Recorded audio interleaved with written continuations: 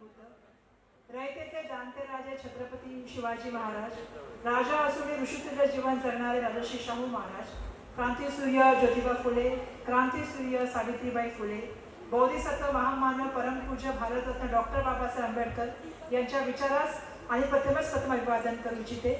मला आनंद आहे, या मंचावरती आज युवा प्रतिष्ठानच्या माध्यमातून जी मंडळी उभी आहेत आणि ज्यांचं कर्तृत्व आणि ज्यांचं नेतृत्व येणाऱ्या काळामध्ये पुढच्या पिढीला जे आहे ते प्रेरणा देणारे. आणि मला सगळ्यांना आनंद या गोष्टीचा की आज तुम्हाला भीमरत्न हा पुरस्कार मिळालेला आहे. ही सगळ्यात मोठी गोष्ट आहे, कारण मी युवा प्रतिष्ठानचं यासाठी कौतुक करू इच्छिते. तर आता पॅडी भाऊंचं मी गाणं ऐकलं कांबळे साहेबांचं, कोसंबी बरोबर तर माझा अभिजित बरोबर माझा खूप वर्षापासूनचा संबंध आहे. म्हणजे अभिजित तर चांगला आहे, पण प्रसन्न पण खूप चांगलं गाणं म्हणतो. आणि बाबासाहेबांच्या नाळी विचाराशी जी नाळ जुळलेली मंडळी आहेत त्यांना तुम्ही निवडण्याचं काम केलं. मी सन्माननीय युवा प्रतिष्ठानच्या सगळ्या पदाधिकाऱ्यांना, पंकज यादवांना आणि त्यांच्या पूर्ण टीमला मी या ठिकाणी मनापासून धन्यवाद देते. जसं मी सांगितलं की त्यांनी बिलकुल गाणं पण इतकं छान घेतलं की साऱ्या विश्वाला बुद्ध व्हा. आणि आज भीमरत्न या पुरस्काराचं आयोजन या ठिकाणी करण्यात आलेलं आहे.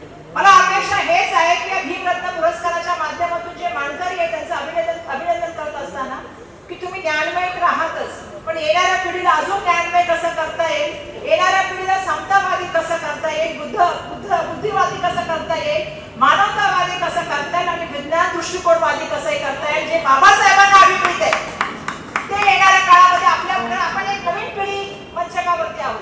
म्हणजे जवळपास आपण सगळी 40 ते 50च्या मधली मंडळी मंचकावर उभी आहोत. आणि मला अपेक्षा आहे की येणारा काळ, कारण मी नेहमी सांगते महाराष्ट्र हा पुरोगामी आणि प्रगत महाराष्ट्र का म्हटला जातो, कारण आज महाराष्ट्रामध्ये बघा सगळी जी मंडळी आहेत ती कुठल्या एका जातीपुरती नाही आहे, ही मंडळी सगळ्या देशामध्ये आणि जगामध्ये आपलं नाव आणि कौतुक आणि कर्तृत्वाने मोठी आहे.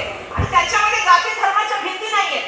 बाबासाहेबांना जातीमध्ये अडकू नका, छत्रपती शिवाजी महाराजांना जातीमध्ये अडकू नका. हे काही ही मंडळी म्हणजे काय सांगू तुम्हाला, मी समाज सुधारक आणि महापुरुष आहे.